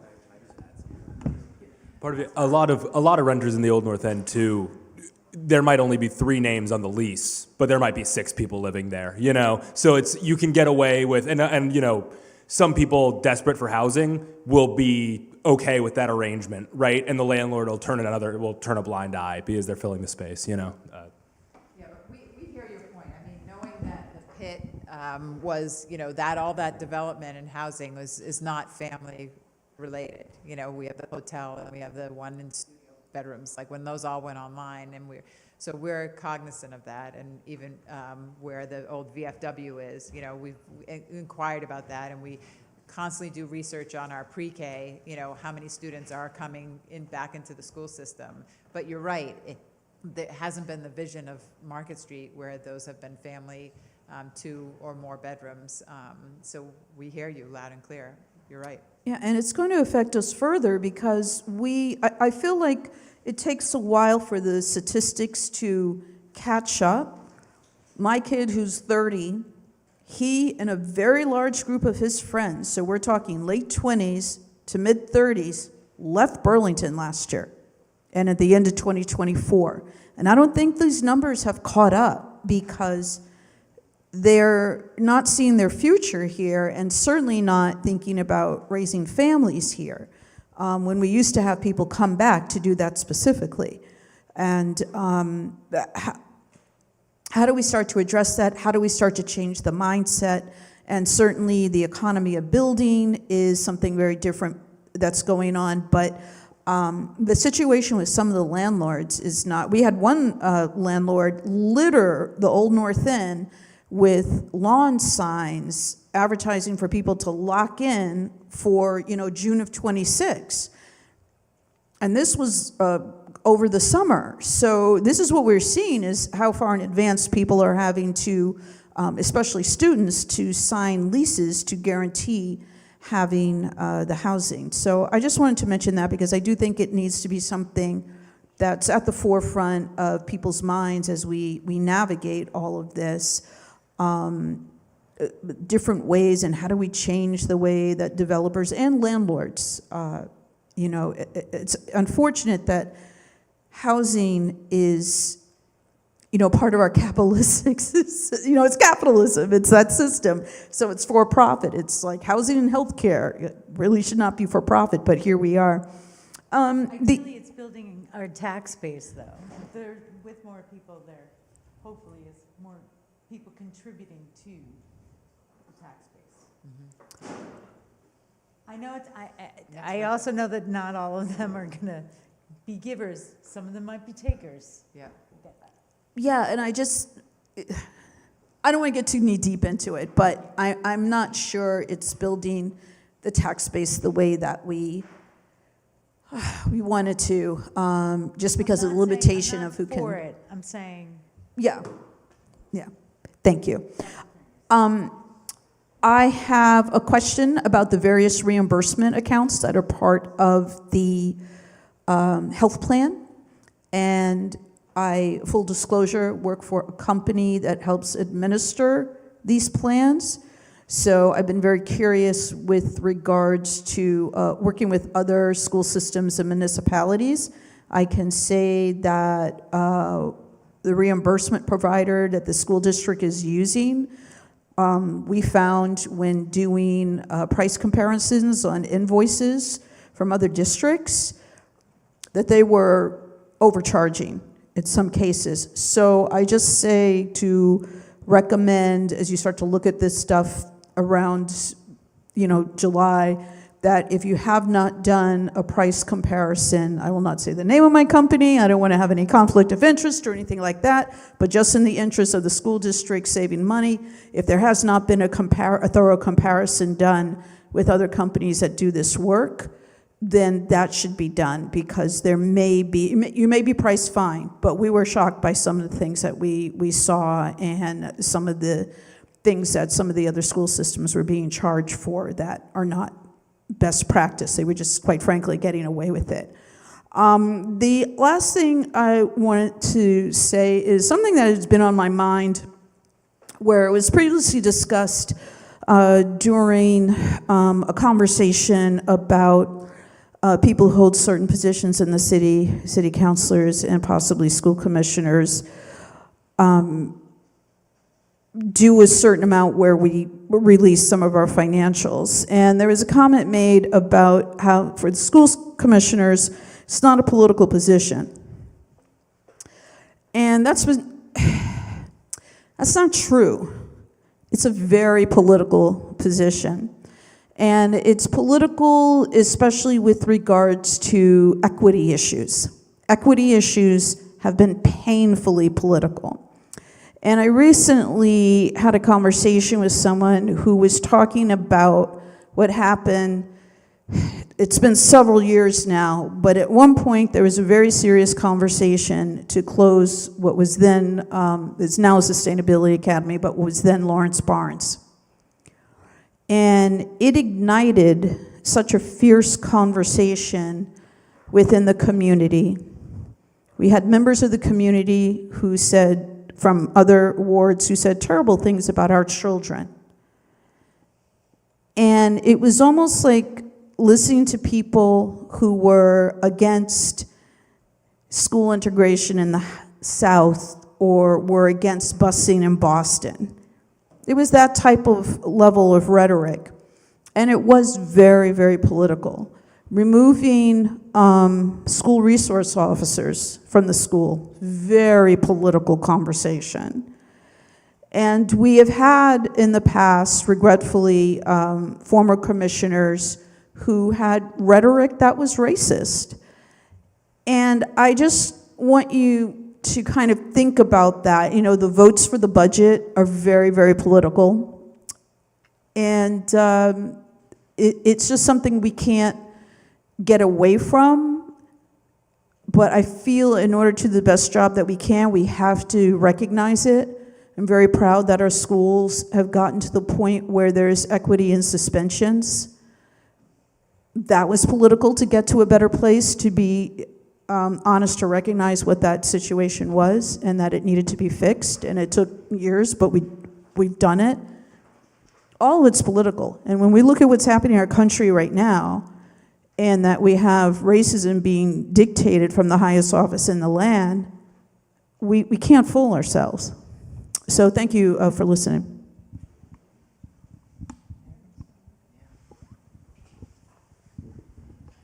Thank you, City Councilor Grant. I just want to reflect a little bit on the last point that you made about how political the school commissioner position is. For me, something that has been critical to me representing my constituents has been to not declare a political party. And my thinking on this may be affected by being a public school teacher, where we're in a really interesting place. And we were talking earlier about public school education and the importance of it and the value of it, but to truly represent education in its purest spirit, I think it is important for us to bring critical thinking and examination of issues and honesty about those issues, but to not necessarily bring a particular political angle to it. And it's one of the reasons that I choose not to declare a political party in running for the school board, and I also don't really overtly share that with my students in school. I'm a high school teacher. Chances are, living in this area, most people are on the same page, which then, though, isolates those who aren't. And I feel like it's really important for me to represent all of my constituents and hear all of their voices and make them feel like they have representation and they are being listened to.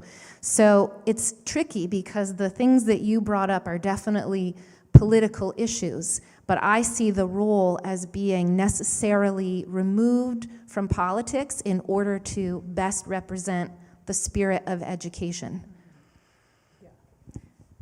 Much more of a vessel than a vehicle.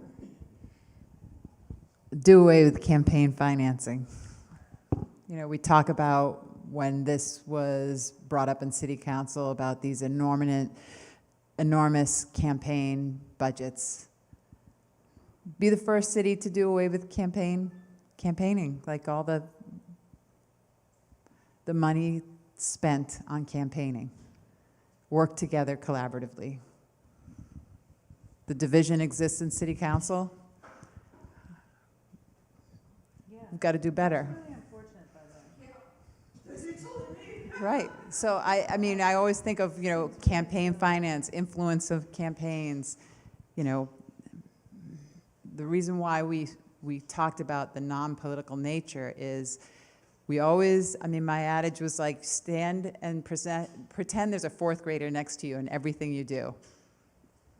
It's not sappy or sweet, but really you're representing children and want nothing to do with politics, and not, ideally, the goal would be not to have any campaigns, but, you know, when you do run against an opponent, so if the concern was money infiltrating communities, skewing the leadership of those communities based on the largest dollar gets the seat, I hear you. But our hope is that, and we've been to some of those follow-up meetings with Jean, Council Bergman, and yourself, and trying to be relatable and representative of every person that we represent in the public schools is our goal.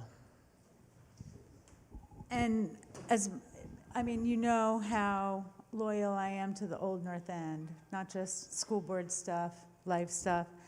I think being on the board has really enabled me to truly see all of these kids as all of our children.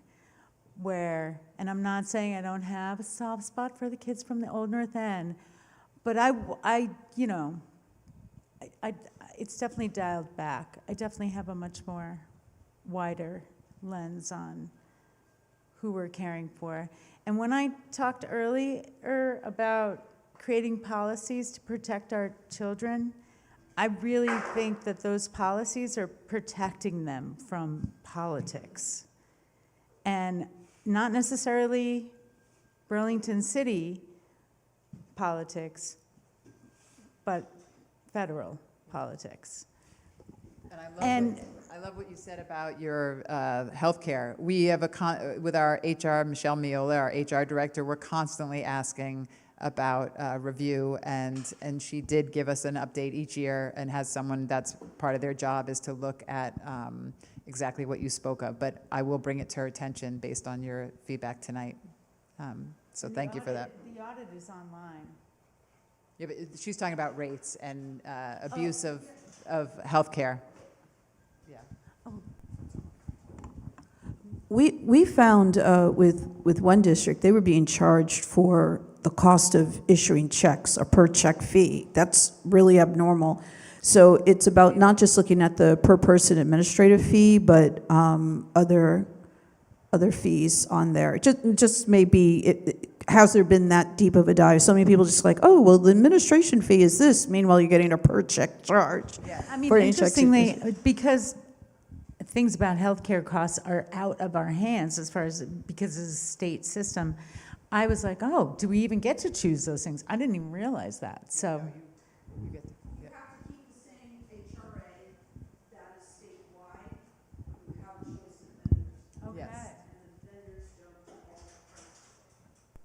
Correct. Thank you for that. So let me wrap this up with a couple of quick things. Okay, the first thing is you mentioned Nathan Lavery earlier. So what most people don't probably remember is that actually Nathan was on the Wards 2 and 3 NPA steering committee back around 2010 for a couple of years. So, and now he's the chief financial officer for the Burlington School District. So you can see becoming affiliated with the NPA has some definite benefits. The other thing is, traditionally over the years, whenever I had, and Jeannie probably remembers this, before I would let the representatives from the school board or the superintendent leave the room, I would always make them say something really positive about the students or the programs at this. So you probably remember that, because a lot of these discussions, they're so dour and they're so depressing sometimes. So oftentimes I would do that. I'm so ready.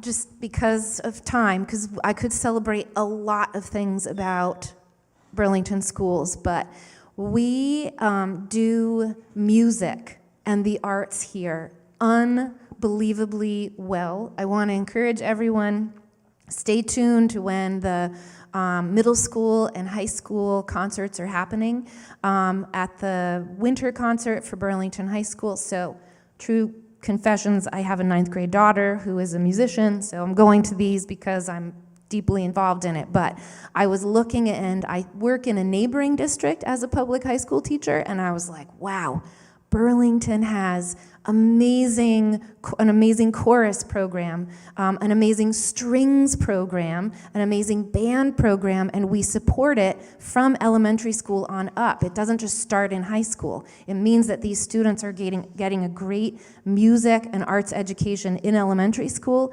through middle school, into high school. We have an unbelievable number of kids participating, and those are lifelong interests. So I feel so proud of our school district for how we support music very specifically, but the arts in general. There's a kid in my neighborhood who's, he's struggled with school, and he's currently attending one of the programs down at Eagle Bay Academy. And I was gone for a couple weeks over the vacation.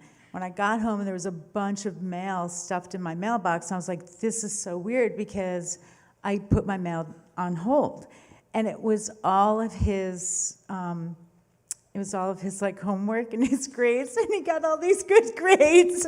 There's a little post-it on the top, and he's like, for your fridge. And anyway, I saw him soon after, and I just think it's fantastic. He's really proud of himself, and he got some good grades. Well, shout out to NPA, your community dinner, seeing students here tonight walk in and feel comfortable. I haven't seen that in a lot of NPAs. Again, life skills, equipped to come, be with adults, newly registered voters. We used to try and register students in high school, but typically they turn 18 their first year out of school, high school. But registered voters, so enthusiastic about the improvements to their IAA, and can't wait to get a tour of the new campus. It's everyone's school, and already kids that reach out and say, how are we going to celebrate the opening of this? We live in a college town, and it's our one and only high school. We have 2 ascending middle schools, and all of our elementary schools. They cannot wait for the excitement, and that is what drives and motivates us, is to see them a part of the community. I'm sad to hear your 30-year-old son or child and friends have left. I want to bring them back and, make Burlington affordable in as best we can, or figure out how to do that. It seems like everything is unaffordable. I mean, food here is crazy. We serve 3 meals a day at all of our schools, and when apples are $1 at Price Chopper, we give food away to certain families over the weekend. So we are the amount of social services that kids, we have a dental clinic at IAA that get through their public schools that used to be federally funded programs and state funded programs that have become part of the public education budget. We're proud of the work that we do. And each of our students, I have to say, the gratitude is massive. And it's not towards us, it's just towards being at school each day. So I love hearing that story about the homework. But thank you for providing such a welcoming NPA. And thank you enough. Yeah. Thank you so much to our commissioners and school board chair. This was really a great presentation and great questions, everyone. All right, we are going to close up our meeting today with updates from our 2 city councilors, Councilor Bergman and Councilor Grant. I'm sure I'll see a lot more of you in the next coming months.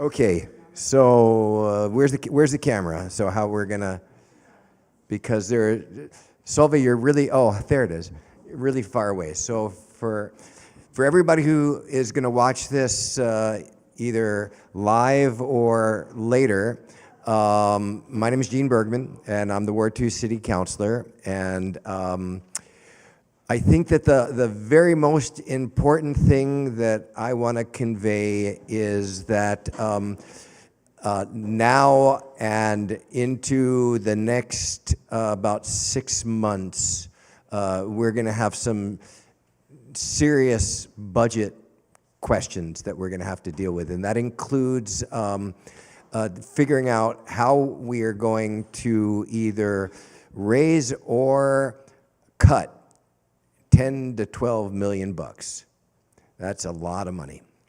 And there will be a proposal brought to the council on the 20th of January of this month, so not this coming Monday, but the next one, asking for a vote to put a 5 cent, not 5%, raise to the public safety splinter tax. It's dedicated to the police department and the fire department. And that's intentional. Both of them are what are called general fund departments, and they're funded in a way through taxes like any other department, that it doesn't get revenues from like fees, like your water department, your electric department.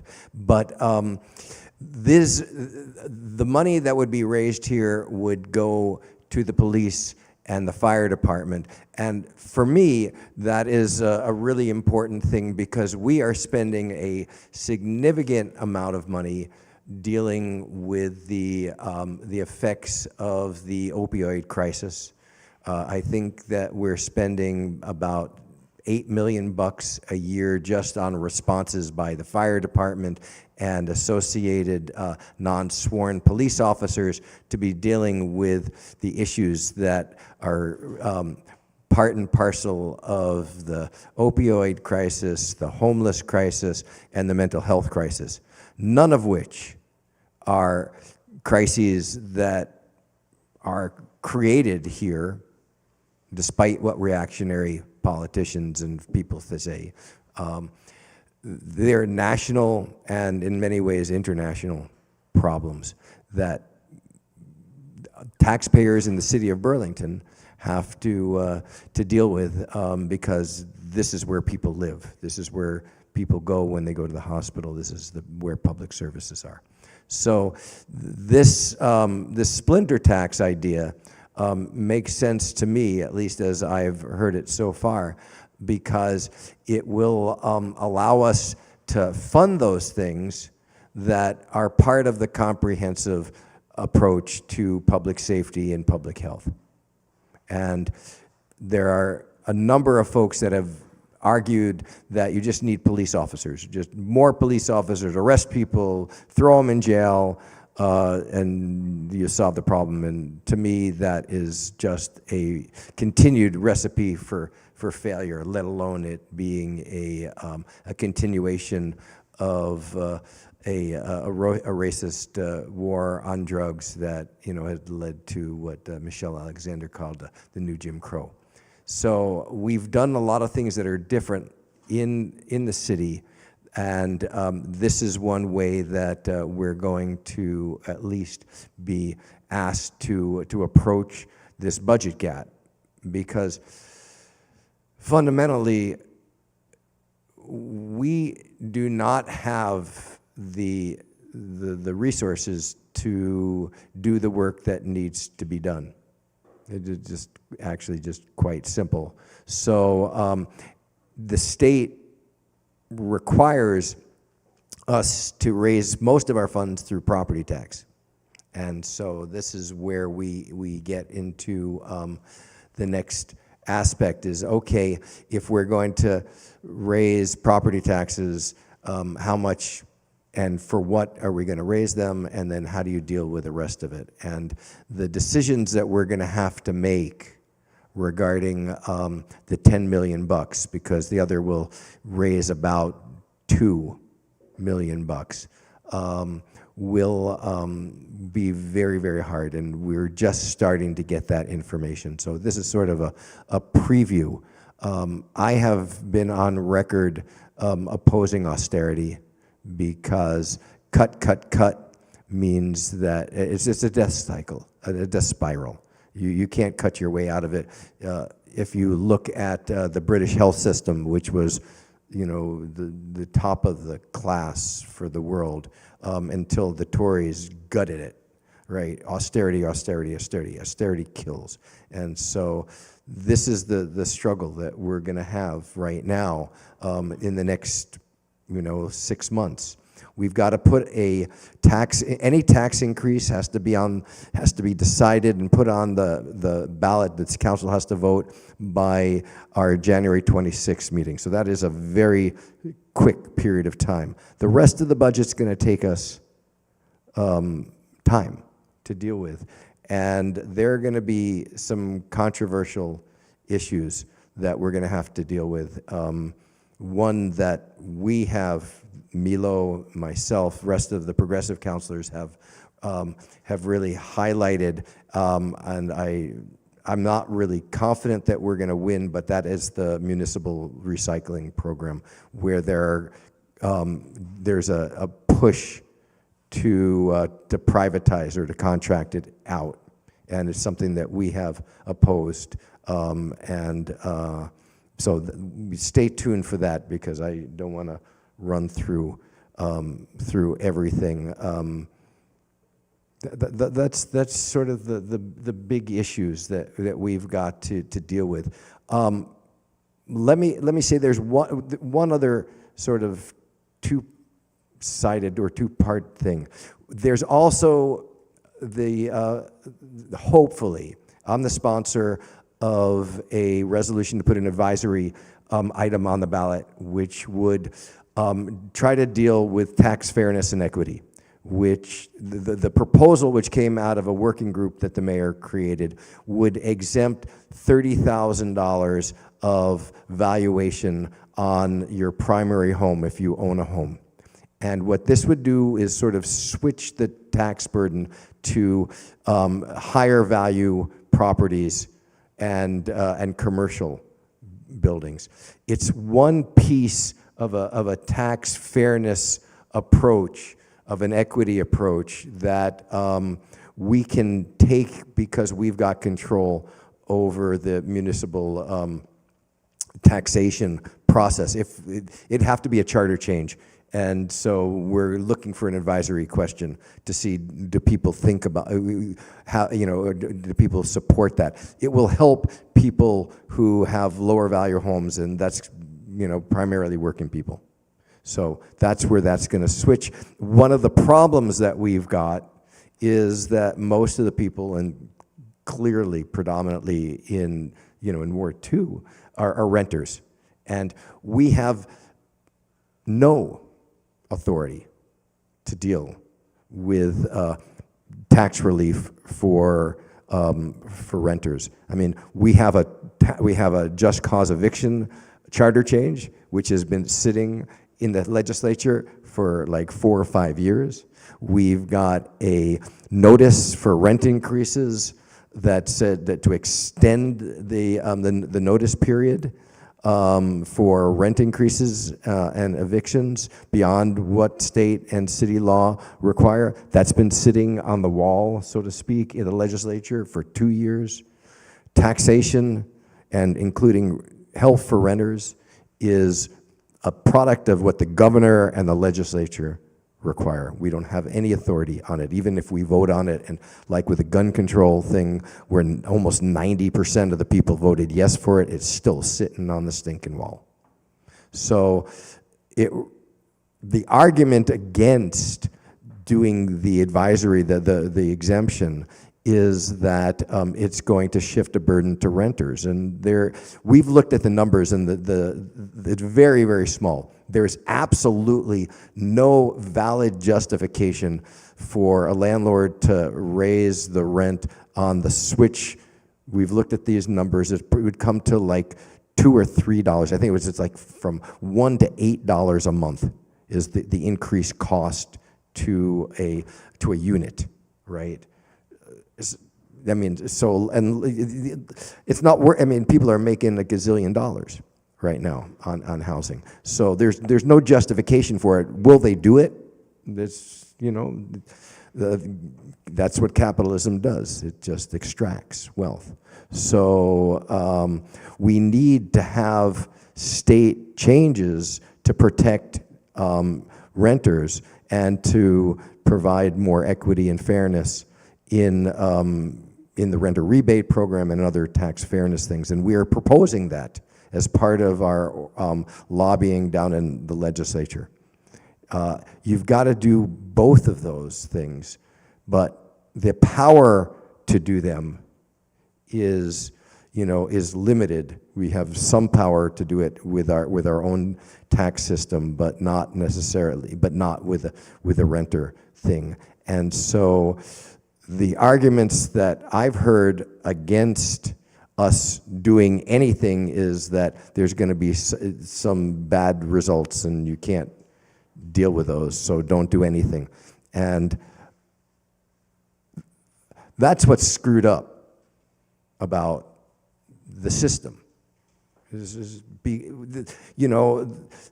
People are like just not willing to really challenge the status quo, to make bold proposals and changes, and then to fight for them, and then they do nothing.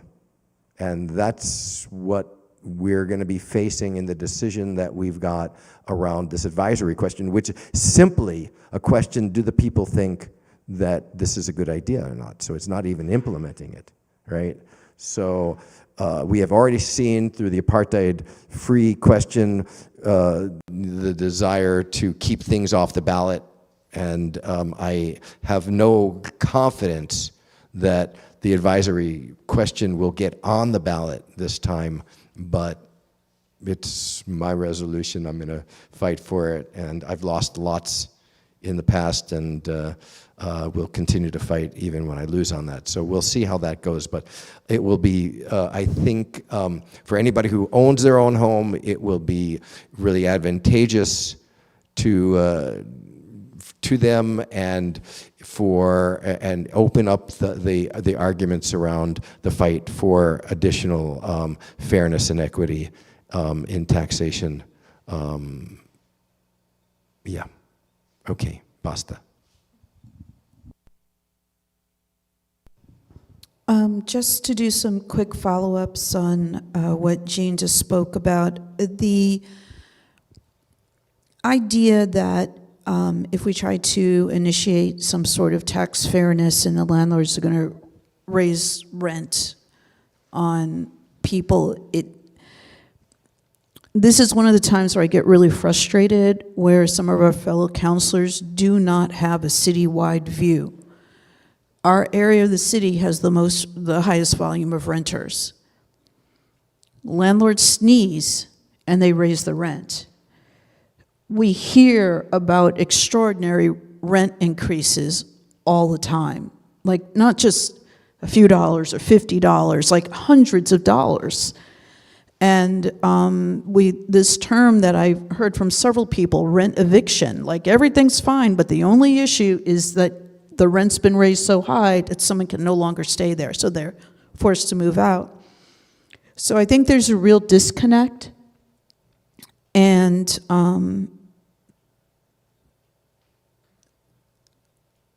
this idea of who we're trying to protect, we're just not on the same page, and it's deeply regretful. With regards to the tax increase that would be geared toward our community response system, we are looking at cost of living increases in the union contracts. We are looking at an increase in personnel that's being granted to the fire department. This is something the fire department has been asking for some time now, in terms of being able to safely staff their vehicles. They would actually like a higher number, but they're getting 2 more people. There's also the Chief Burke recently talked about the need to look at the salaries for sergeants and lieutenants, of which we have a lot of open positions. And we really hadn't done our job in terms of, when we looked at our sworn officers, we had been getting very competitive in terms of what we were paying in order to address the change in the labor market and the fact that less people want to be get into the policing profession. We didn't really do the same thing with those 2 positions. So if you qualify to be a sergeant or lieutenant, your increase in pay would maybe be 5 or 6%, with a dramatic increase in responsibilities as well as supervising people. Henceforth, there wasn't anything to encourage people to make that change. So there's going to be some changes in that in order to, I can't remember the term that he used, but wage compression, thank you, to address that issue. With regards to the legislative session that is just starting and the issues with the governor, we had our legislative representatives here last month. If you didn't get a chance to watch that meeting, please watch that meeting. It's really important. Please pay attention to what's going on down there. People need to email. We need to email. If you're not emailing, you're not advocating for yourself or the rest of the community. People need to understand, especially the governor, that there are eyes on what he is doing. And if all he's going to do is keep vetoing everything, we're not going to get everywhere. If we can't get votes for our charter changes to the floor, that's deeply problematic. And if the votes fail, we need to know who's voting against our city so that we can address that and let them know, hey, we're entitled to self-governance. Why are you doing this? To not have the votes because there can't be some negotiation, right? And we heard that about the healthcare subsidies, right? Oh, we can't bring a vote for the healthcare subsidies. Now we don't have them. We have to have people be on record. And I think that that's very important. I want to do a quick reminder for the mayor's meetups. The Central District meetup is, the next one is going to be next Tuesday, January 13th. It is now virtual only. There was the old time and location, it just, people were not coming. So now it's going to start at 5:30, which is a little bit later, and it's going to be remote 100%. So please consider participating in that, and it's a way to get direct updates and also talk to the mayor. The South District and North District, their times are 8 a.m. in the morning in person, and the East District is noon, and it's a hybrid. So there's 2 opportunities to be remote, and there are 3 opportunities to be in person, and definitely people should subscribe to the mayor's newsletter. The whole idea of starting even earlier in the budget, as Jean was just talking about, there will be information shared with the public about that whole process. In order to continue for the next 2 years to address this structural budget, we're going to be looking at a lot of different things, and the mayor will be talking about that. I want to talk about the apartheid-free community movement. We had an amazing group of people who once again gathered thousands of signatures. This would be for the 3rd time in order to get the pledge on the ballot for residents of the city of Burlington to vote on it. And what is really remarkable this time around, although I guess maybe not surprising, is that at the November 20th Ward 5 NPA, Council President Travers said that very clearly that as the council president, he had the power to block it from being on our agenda, and that he planned to do so. That if other councilors wanted to amend the agenda, we could do that. It is our plan to do that. But I really encourage people to go and listen to those comments. They were very contradictory. He said that he respected the amount of work that was put into the dialogue and the collections of the signatures. Once again, thousands and thousands and thousands of signatures.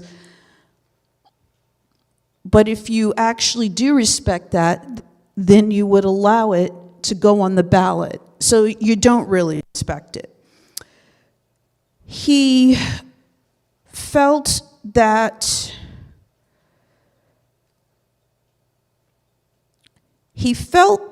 the pledge itself has brought forth dangerous conversations in the community. I disagree with that characterization. Are we talking about what's happening in Gaza? We absolutely are. It is a genocide. It is a genocide by, for me personally, I look at the 1948 Genocide Convention. That's what I go by. And I think people have to decide for themselves what they consider genocide to be and what is their body count. Because we're looking at the slaughter of tens and tens of thousands of children and innocent men and women who are looked at as being all terrorists. You know, we hear Hamas, Hamas, Hamas, Hamas, but it's an apartheid system that didn't have free and fair elections. So imagine if there had been free and fair elections, would you still be dealing with Hamas? That's calculated. That's a whole nother conversation for another day. But if we say we affirm our commitment to freedom, justice, and equality for the Palestinian people and all people. That's not hard. We should all believe in that. We oppose all forms of racism, bigotry, discrimination, oppression. We should all be on the same page about that. We declare ourselves an apartheid-free community, and to that end, we pledge to join others in working to end all support in Israel's apartheid regime, settler colonialism, and military occupation. I got an email that denies occupation. It's a military occupation. The occupied territories are literally the occupied territories.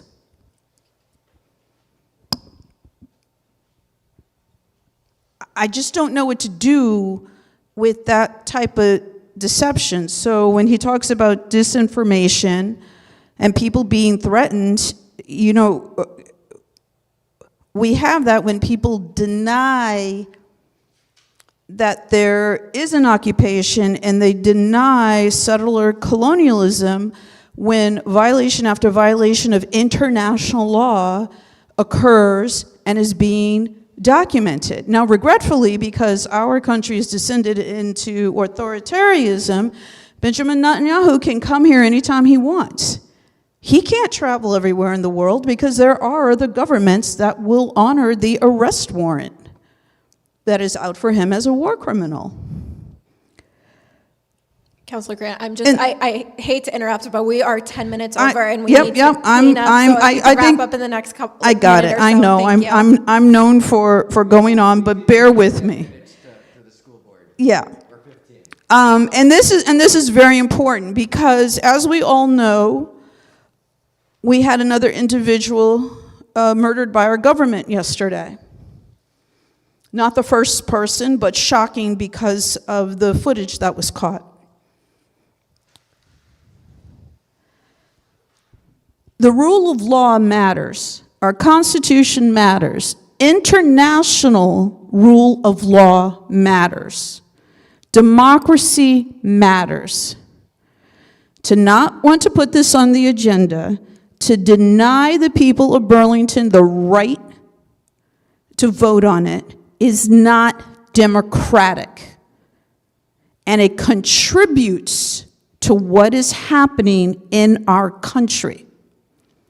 So the argument that this is not a local issue, this is as local as it can get. We are being denied to vote, denied the right to vote yes or no.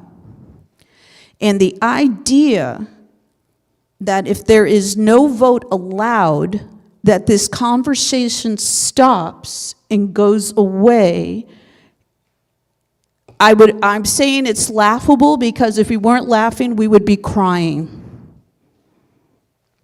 And I think this causes harm to all of our children.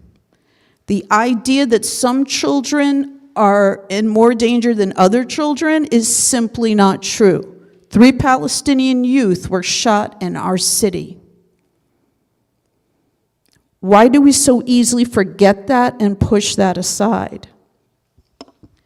The amount of money leaving our country to finance this genocide, that's unacceptable. Meanwhile, we can't house everyone, we can't feed everyone, we can't give our schools what they need. This is a local issue.